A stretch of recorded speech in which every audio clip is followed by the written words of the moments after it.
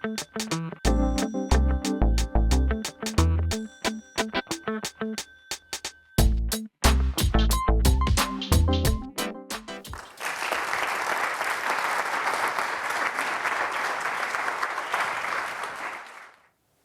there. I'm from the south side of Chicago, and I couldn't be more delighted and honored to be here with you today in Lake Forest, a beautiful community that I could not have imagined existed when I was a young guy growing up on 79th Street. Now, my being here today is a great example of the idea I want to share with you, which is engineering serendipity. Now, my definition of engineering serendipity is pretty simple. It is intentionally putting yourself in a position for something even better than you could have planned or imagined to happen. Now, I come to that definition of engineering serendipity by looking at all the big plans I've made over the course of my life and the result that actually occurred afterwards. Now, the dirty secret behind this little bit of analysis is that most of the plans that I've made over the course of my career have turned out to be failures. Some small, but some spectacularly and amazingly painful. The first plan that I can remember making was 50 years ago, 1968. I was going to marry my 6th grade girlfriend. We were going to have 6 kids and live 2 blocks away from my parents' house so they could come take care of the kids, see their grandkids. But when my 6th grade girlfriend dumped me 24 hours after we started going together, we had to come up with another plan. My first career plan was to play baseball for the Chicago White Sox. Forget college. I was going to replace Louis Aparicio, who was my hero at the time. I was going to play shortstop for about 13 years, which is about how long I figured I would last before I needed to retire. Then I was going to work in the broadcast booth for the rest of my life, being the TV announcer for the White Sox. But I got cut from my freshman high school baseball team. As an engineer, after college at Chrysler Corporation, I thought, wow, I love Detroit. This is amazing. I love Chrysler cars. I'm going to be here for 30 years, get a gold watch, a house in Palmer Woods. We'll have 2 kids. We'll send one to Michigan State, just to make it interesting during the sports season. And then, when I retire, because you get executive perks of 2 leased cars from Chrysler in your driveway every year, this will be perfect. I got this. And instead of 30 years at Chrysler, I got laid off with 300 of my favorite friends after 1 year. I'm also an early stage investor, which means that we put a lot of time and energy and diligence with some of the smartest people in the neighborhood to invest hard-earned monies in early stage companies. Most of those fail. And it doesn't stop. When I was putting together my comments for you today, easily 20 versions of this talk failed to make the cut and wound up in the trash bin. Now, I will tell you that a few of those plans that I've made over my lifetime have turned out enormously and unexpectedly much better than I could possibly have imagined. I have 3 children. They all graduated from Ivy League schools. They are all taxpayers. My beautiful and brilliant wife has been with me for 32 years. I'm a cancer survivor. I'm a financial executive. And I am blessed to have mentors, colleagues, partners, friends, and cycling buddies all across the world. Matter of fact, if I would have a conversation with 21-year-old Tony Wilkins and tell him what was to happen over the next 40 years, the kid would have passed out. Couldn't have taken it. The stuff that I have found in the wreckage of failed plans and crushed dreams has been the raw material for happy endings, the likes of which I could never have come up with. You cannot make this stuff up. And I'm sure if you think about your life, you'll come up with the same thing. So how do you engineer serendipity? Well, I'm going to give you 5 ideas on engineering serendipity that I use and try to improve on every day.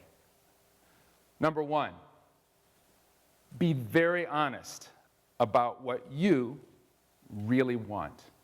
When I am coaching executives or mentoring students or counseling friends or relatives or even talking to people who are sitting on the train or the bus or the plane next to me, the first question I want to know is, what do you want to be when you grow up?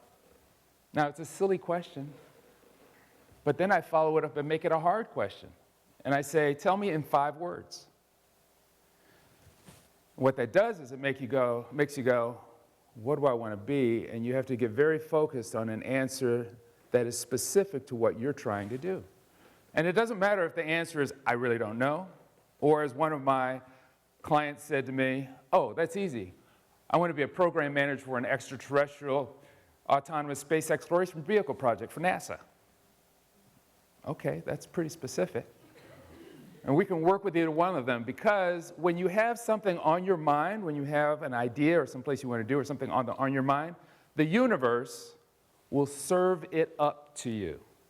Now, the technical term for the universe serving things up is called availability bias, which means that if you're thinking about something and it's really in your primary conscious, you will begin to see things in your everyday going about that are related to and maybe even better versions of what you're thinking about. Medical students go through this.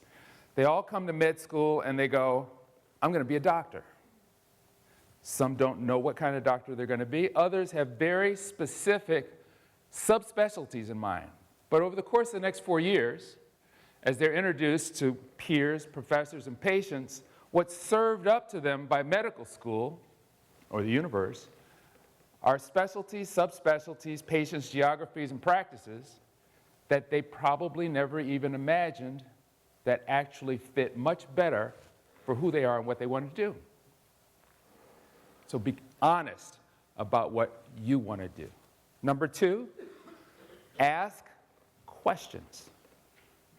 And when you ask, listen. Don't make assumptions.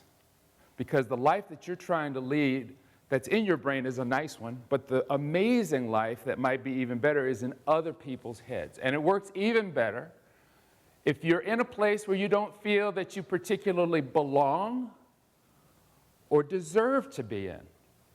Story number 2. When I was 14, Danny Velasquez won the 100-yard dash for the Chicago Catholic League City Championships. I had just won the junior varsity 100-yard dash, and somebody from behind me said, you know, Danny got a full scholarship at Northwestern to run track. And I went, they pay people to do that? Well, I had 5 brothers at home, and I thought if I get my scholarship, then it'll be easier for everybody else to go to college. 4 years later, I found myself at Northwestern in my dorm room, full scholarship, 3 days into my first season of practice thinking, I don't know if I can make this. What am I doing here? This man is making me do as much in 1 day as I've done in 2 weeks of practice in high school. I'm not going to be able to make it. But I've been practicing serendipity unconsciously for a long time, so I would like to tell you it was conscious that I picked up the phone and called my high school coach, but it was desperation. And I picked up the phone and said, Coach, blah, blah, blah, blah, blah, blah. I almost passed out yesterday, blah, blah, blah, blah. He said, shut up. You're 18. The man who got you this scholarship is in his 60s, and he knows a lot more about what Division I athletes can do. And guess what? Hundreds of kids wanted your job, wanted your scholarship, and he picked you. Why do you think that happened? He said, how about you pick yourself up off the floor, go to practice tomorrow, go next week, give me a call if you still got a problem, let's see what happens. And I went, that makes sense to me. So I went back to practice, the next day, the next week, the next year. I became captain my junior year and senior year, had a pretty good career as a track athlete in college, and trust me, that was an outcome that was not on the radar after day 3 when I picked up that phone. So ask for help.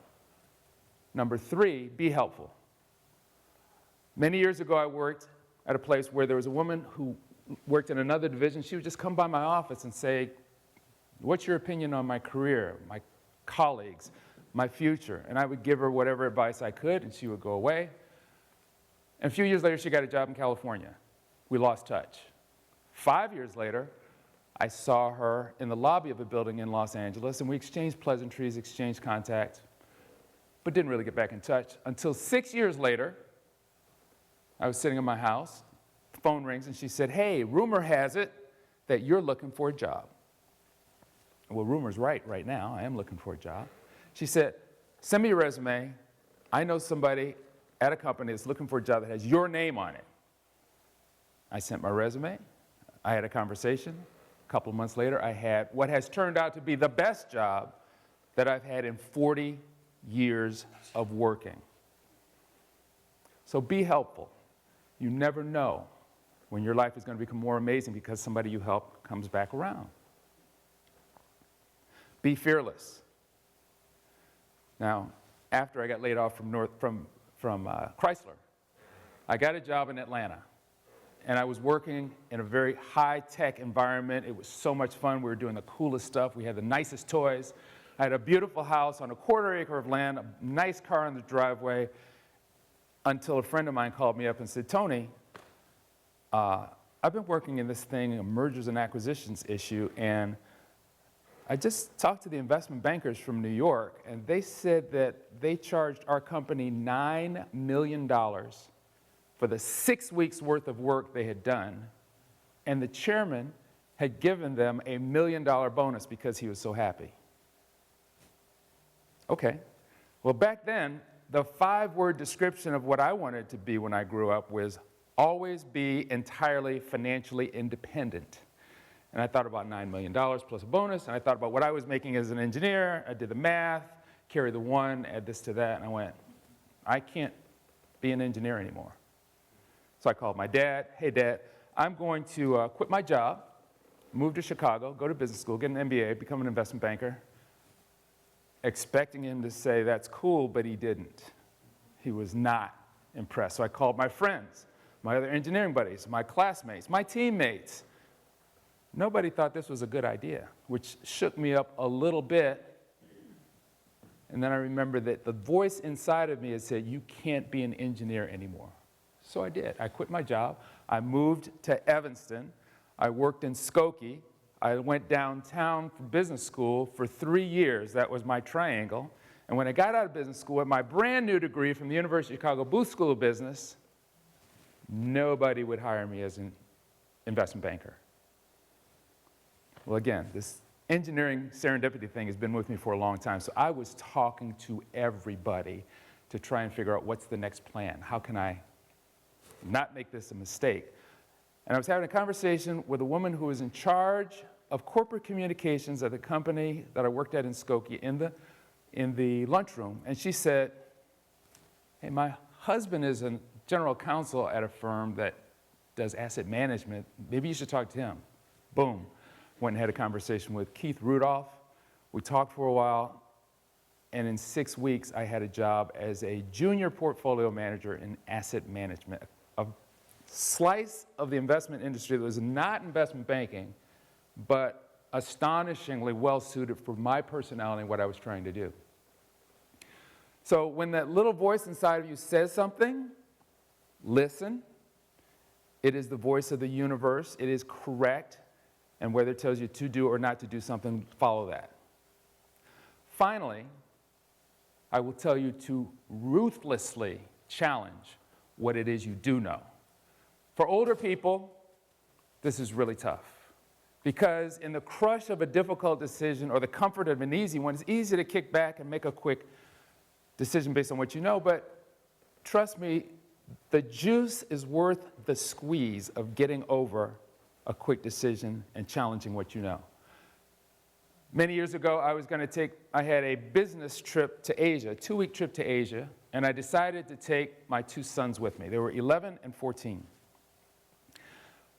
Now, because it was a long trip, company policy was to bump me up to business class, which is really pretty comfortable.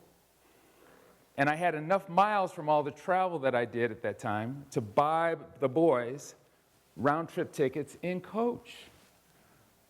But my 11-year-old son, for some reason, said to me as we were walking up to the gate, "Dad, could you just ask the people if we could sit up in any empty business seats in business class?" Now, what I knew about mileage plus programs and frequent flying, I knew that the answer was probably going to be, "Oh, hell no." But again, I'm a fan of this engineering serendipity thing, so I went, let's see what happens. So I walked up to the lady and I said, "Listen, ma'am, my son has asked me to ask you if he can sit up front with us." And on cue, my son looked up at her, threw some dimples at her, and she went, "We can do that." Now, I will tell you, I'm not sure, but I think that those jokers grinned the entire 13 hours to Tokyo. So what am I saying? Intentionally position yourself for something even better than you could have planned or imagined. Folks, I hope you have as much fun as I've had engineering serendipity to create an amazing life beyond what you can imagine sitting here. Thank you.